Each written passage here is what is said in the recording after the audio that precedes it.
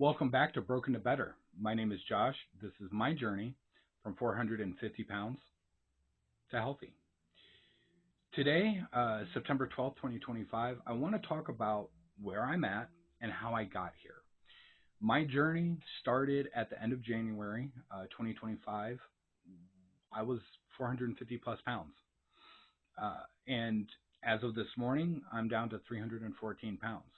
I still have a way to go, still, still working, but one of the things that I've noticed about, searching on YouTube and searching online is there's not a whole lot of people that are actually putting their journeys online or talking about what worked for them, how they did it, and things like that. So I know there are some out there, but there's not a whole lot of them. So that's what this channel is really about. And I've talked about some of the things that I want to talk about. I have talked about these in other videos, but I'm still new to all this, still figuring this out. So I figured I'd put this in one video to put some information out in the world. And again, I'm not a fitness expert, I'm not a guru, I'm none of that.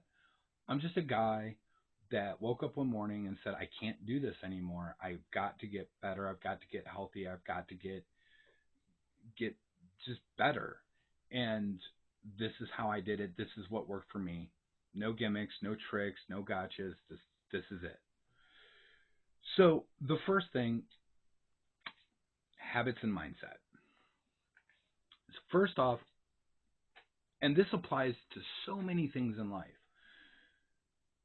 consistency. It is key. You have to be consistent. What's also important is building small habits, especially when you're first starting out. You build small habits, you will see big rewards down the road. It all takes time. Nothing happens overnight. Rome wasn't built in a day. I didn't get to be over 450 pounds overnight. That took time, so it's going to take time to undo. Another thing is, and this goes into the mindset thing, the mindset of a diet. Now, I'd be lying if I said this is the first time I ever tried to lose weight, because this is not. I've tried all kinds of diets. I've tried Atkins. I've tried keto.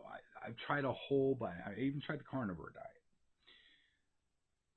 But I was putting myself in the wrong frame of mind because the way that I viewed diets, it was maybe not a punishment, but I was viewing it as a negative. In my head, I was thinking, man, I'm not going to be able to eat the foods that I want to eat because I know the foods that I want to eat are very unhealthy for me. So, for example, breads, pastas, things like that, cakes. But what I have found on this journey is that's not necessarily true. And if you stay consistent, the things that you want, the things that you like are going to change. So let's get into the diet because that's where I started. That morning that I woke up back in January, I said, I can't do this anymore. I need to make a change. And the first immediate change that I made was I stopped drinking soft drinks, carbonated beverages, pop, soda, all that. I also stopped going to the coffee shop every morning and getting a latte or a mocha. I went strictly to water, black coffee, and occasionally an unsweetened iced tea. That's what I did then, that's what I drank then, and that's still what I drink to this day. That hasn't changed. Not to say that you can't have an occasional soft drink, it's okay, but I'm just not interested anymore. As far as what I ate, that was a radical shift. So, and it's also a little complicated. So, Monday through Saturday, for 3 months straight, in the morning, if I was hungry, I would eat a hard-boiled egg. I wouldn't eat lunch, and my dinner would be a grilled chicken, boneless, skinless chicken breast grilled with a little bit of seasoning on it. If I used oil to cook, I've got a Blackstone, so I would use a little bit of avocado oil. And then steamed vegetables, broccoli, asparagus, and green beans. All fresh, every once in a while frozen, but never from a can. I did that for 3 months straight. My diet has kind of changed though. So I introduced more red meats. I introduced, or reintroduced, I should say, pork, fish. Also along this same line, I also started substituting. Sometimes I would just eat salads, not with a whole bunch of stuff on it, just lettuce, occasionally some grilled chicken, some shredded cheese, and a blush wine vinaigrette, excuse me. To this day, that's pretty much what I eat Monday through Saturday. Now, here's where the complicated part comes in. Sundays. Sundays is a free-for-all. Because remember when I said, you know, you can't eat the foods that you enjoy? Well, that's not true, and that's what Sundays are for. So Sundays, I'll have lasagna. I'll have rice and beans. I'll have a homemade macaroni and cheese. I'll have the things that I know aren't exactly healthy for me, but they're the things that I enjoy. And I do this because they are the things that I enjoy. And my mindset throughout all of this has been, as long as that weight keeps coming down, and as long as I don't overdo it on a Sunday, I shouldn't have any problems. Now, all of this I want to preface with, while I do pretty much eat whatever I want on Sundays, I'm still active those days. I've said this in other videos. I have a friend. We do beekeeping related things. We always have projects. So on Sundays, I pretty much am at his house every Sunday, and we're either working bees or we're out in the shop doing some sort of project, whether it be, making something or fixing something. We're always doing something.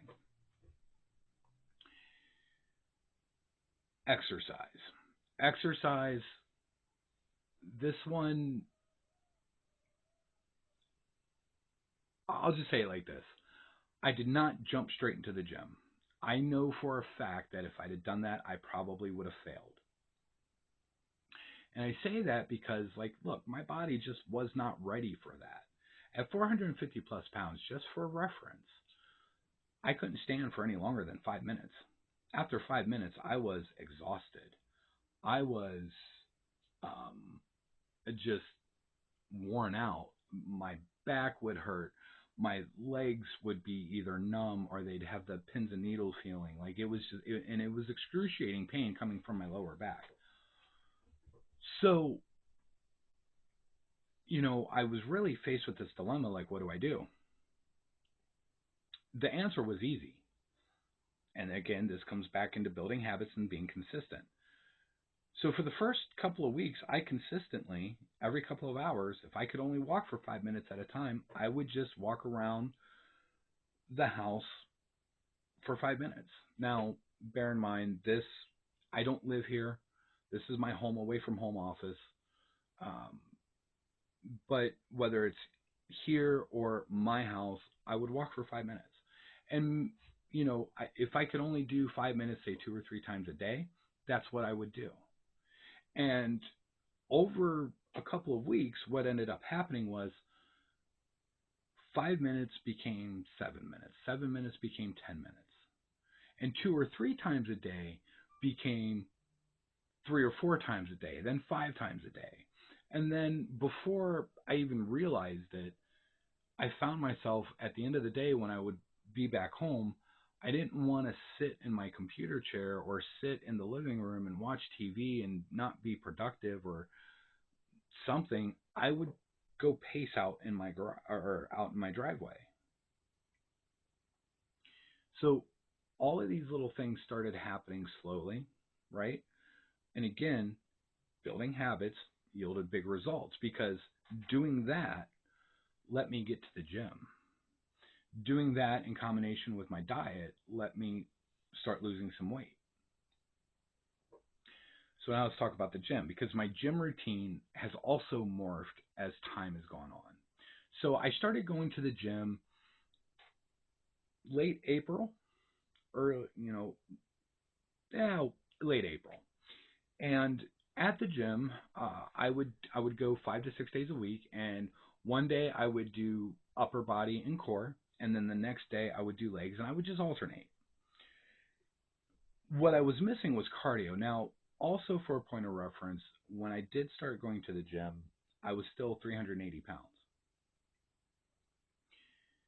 So really, I had to work up to where I was able to start incorporating more cardio. My legs were weak.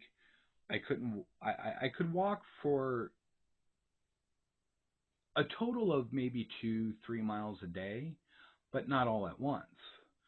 So I had to build up to that, right? So again, consistency, consistent change, being consistent in exercising and getting stronger and stronger. Then June came around and I decided I need to start incorporating more cardio. So what I elected to do is I shaved some days off the gym. So for example, right now I go to the gym Monday, Wednesday, Friday, 3 days a week, unless there's a holiday that kind of messes up my schedule. And the days that I don't go to the gym, I go walk on the hike and bike trail, a minimum of 3 miles. Now, when I first started, it was like 2 miles, 2.5 miles, but now I have a minimum of 3 miles. Also, when I first started walking, it was just me and a water bottle on my phone. Now I am walking on the trail for 3, 4, 5 miles with a 25-pound pack. It's roughly 25 pounds. Kind of varies, depends on what I throw in there, but 25 pounds, good round number. This has allowed me to, again, drop weight, keep the weight off, but it allows me to expand my diet a little bit because I'm burning more energy. And while I do want to burn fat, I also want to try to build some muscle at the same time, which is really hard when you're in a caloric deficit. But I've got enough fat to spare.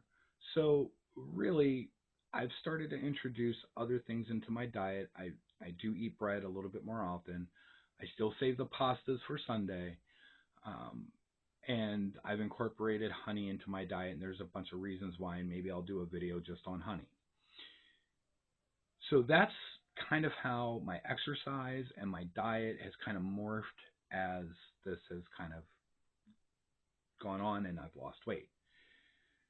Now, the one other thing that I want to talk about, and this has been a huge impact into all of this, I am on peptides and hormone therapy. So let me dive into that. So first of all, the peptides that I take, none of them are GLP-1s. I take a BPC 157, I take tesamorelin, and I take keseptin. These are very low. I take them in very low doses, so I don't have to work out a schedule. When you take normal doses of some of these peptides, you can only be on them for a certain amount of time, and then you have to take a break, and then you can go back on them.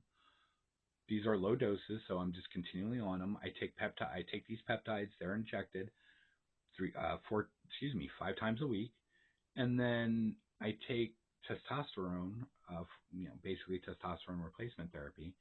I take testosterone twice a week. Again, all of that's injected.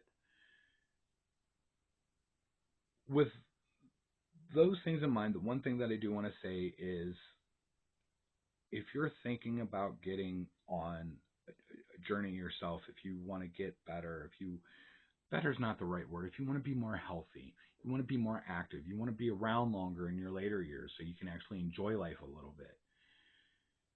I'm just going to say this, and again, not a doctor, not a physician, not a guru, but somebody that works in the health and wellness industry. I know it's kind of ironic, but also as somebody who is seeing a licensed professional,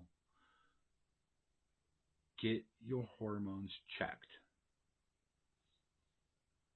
Especially if you're age 35 or over, get your hormones checked. These things play a very, very, very pivotal role. As an example, my testosterone was in the tank.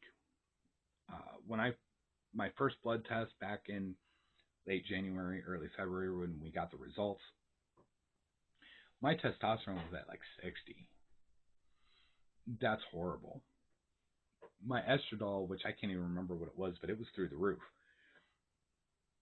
And so, as it turns out for guys, what fat does is it, layman's terms, it kind of converts testosterone into estrogen, which is not good for men.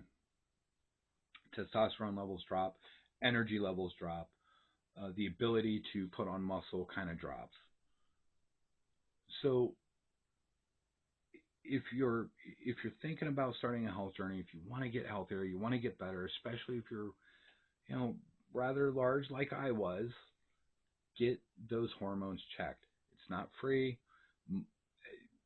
It is rather expensive, but just think of, the money that you're saving on food can go to that, can go to your health and well-being. I did an episode about a scale. I got a new scale, and I talked about they're just numbers. They're not the end all be all. Health markers go beyond whatever the scale's telling you. So I will be doing blood tests for as long as I'm on TRT, because we don't want it getting too high. We don't want it getting too low. We want to make sure that my body's processing it well. Some of these peptides that I'm on, if you have cancer and don't know it, it can actually help the cancer grow because they do contain IGFs. But there's risk in everything. And my opinion, when I sat down and I thought about all this, it's a hell of a lot more riskier to keep living like I was living than it would be to try to improve it. So, recapping, this is what's worked for me. Everything that I just said, these are the things that I did that worked for me. Again, I'm not some cut guy that did all you need to do is this.